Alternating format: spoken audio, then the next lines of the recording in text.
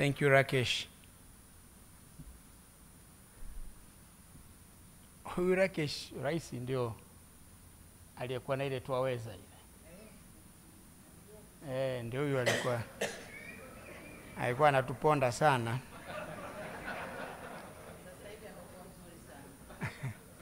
Lakini tulivumiliana wakati ule. Kuna wakati usingeweza yale. Your Excellency Dr. Samia Suluhu Hassan, President of the United Republic of Tanzania, Your Excellency Ernest Bai, former President of the Republic of Sierra Leone, and Chair of the Africa Drive for Democracy,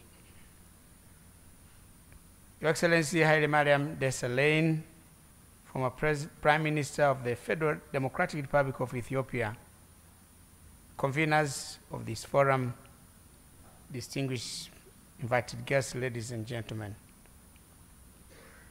My task today is simple: to welcome Your Excellency, Madam President, to speak and grace this retreat of former African leaders,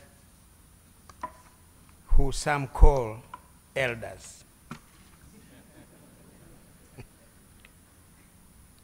But before I do so, please permit me to join my two fellow former leaders who spoke before me to thank you most sincerely for accepting the invitation and for allocating time out of your very busy schedule to come in person to grace this meeting. It means a lot to about a dozen of us who are part of this initiative.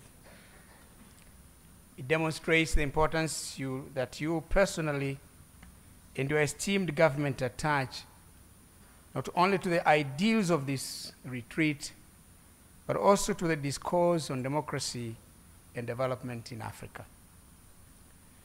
Your Excellency, the relevance of this retreat of former leaders cannot be overstated. It is timely, and it is needed in view of the multiple crises facing the African continent. As mentioned earlier by previous speakers, political conflicts, wars, climate change, the COVID-19 pandemic, the high energy and food prices, the ongoing Russia-Ukraine war, and several others have been impacting negatively on growth and development in our dear continent.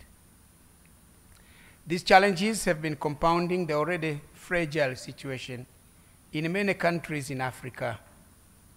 The confluence of these crises has exposed Africa's economic and governance frailties and underscores the need and importance of collectively exploring homegrown solutions to African problems.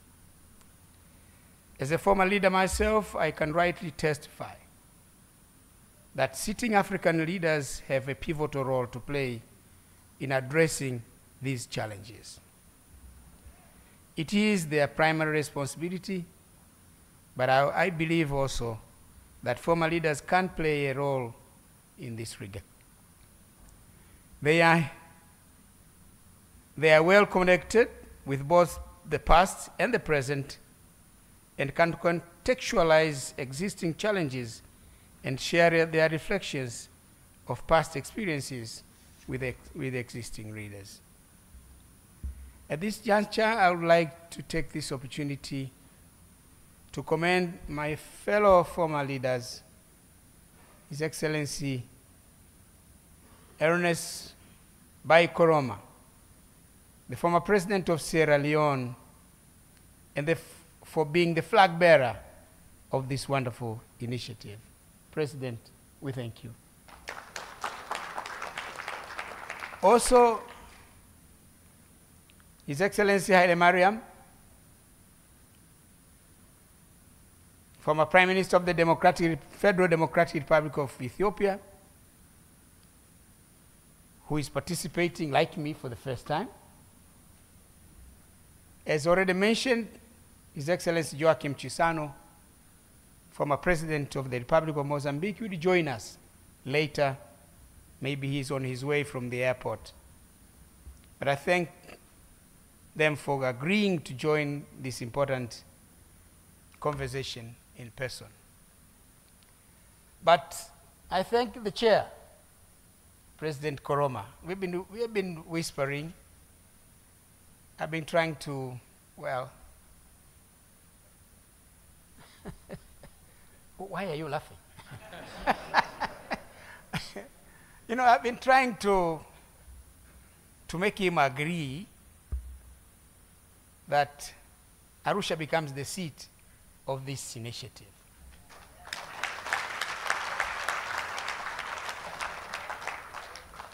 And he has generously accepted.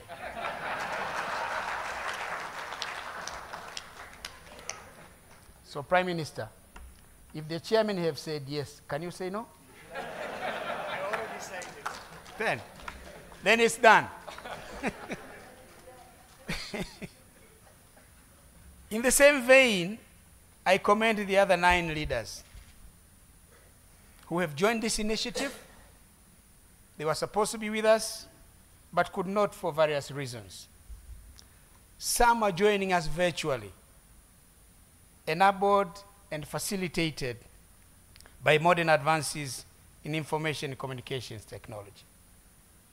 I'm told President Ellen Johnson Sirleaf was ready to address this meeting here, but this room is not made for that, unfortunately.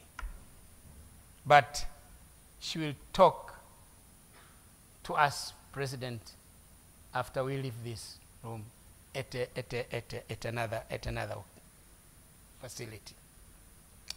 Your Excellency, President, as it has been stated already that this retreat of former leaders and distinguished participants will share their thoughts, wisdom, and experiences on the broader areas of governance and development, but accord specific attention on the intriguing subject of the state of democracy in Africa. I'm of the view that for one to fully appreciate the current situation in Africa, it is worthwhile to reflect on the challenges we have been grappling with in the political, economic, and development arena from a historical perspective.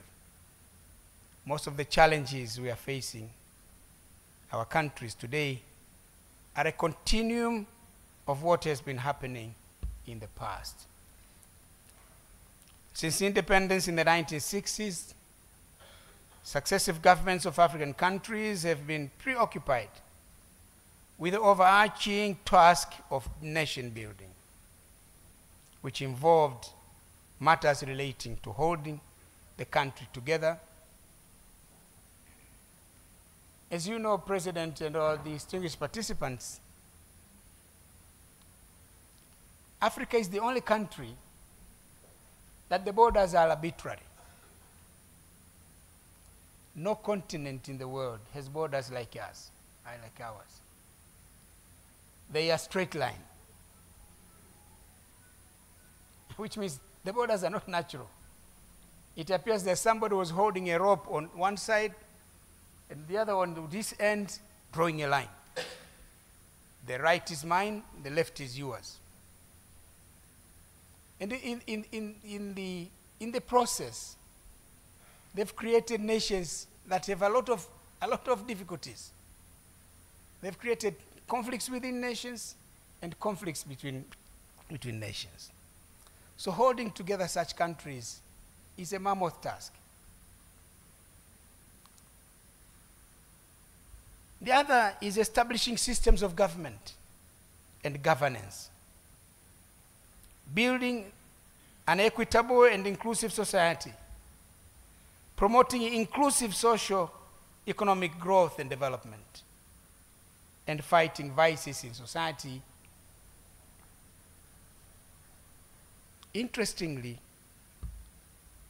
these have remained priority and important areas of preoccupation for our leaders and the nations up to this day, despite progress made over the past 6 decades.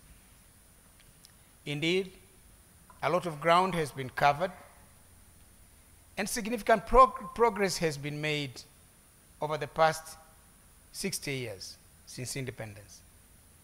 However, the levels of progress made differ from country to country and between our continent of Africa and other continents. At this retreat, we will look at the state of play on democracy in Africa and other aspects of nation building, of the nation building agenda. We are doing this for purposes of advising on pathways forward to greater progress. Your Excellency President, my fellow former leaders, ladies and gentlemen, each country has a different story to tell as far as the nation building project is concerned. But I can dare say with confidence that we in Tanzania have somewhat been lucky. In many ways, it is thanks to the vision and efforts of our founding fathers, Mwalimu Julius Nyerere, the first president of the Republic of Tanganyika, and later the first president of the United Republic of Tanzania, and Sheikh Abeid Aman Karume, the first president of the People's Republic of Zanzibar, and later the vice president of the United Republic of Tanzania. They laid a firm and strong foundation upon which successive generations of leaders, me included, have continued to advance the nation building project in our country. Now we are proud, we are a proud nation of 61 million people, made up of 126 tribes, subscribing to different faith, members of different political parties. I think we have 24 political parties, very democratic. Prime Minister, how many do we have in Ethiopia? 58? 58? You have beaten us.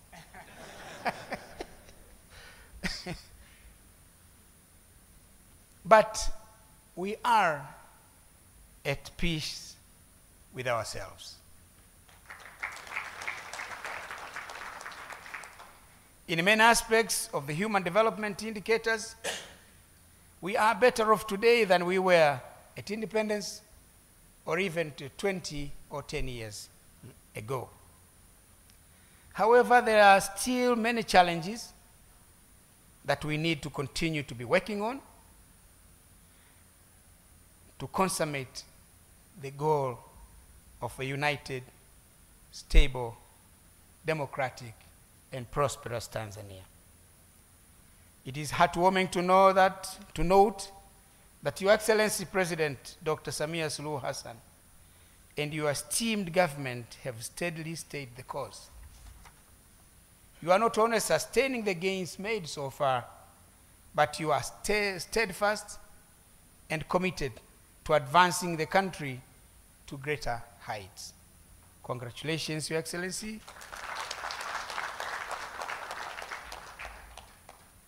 And please continue to do the good work. And just like your motto, kazi iendelee. Unfortunately, some African countries have not been so lucky in the nation building agenda. Most of the conflicts we are witnessing today in our continent can be attributed in one way or another to the failures in the nation building agenda.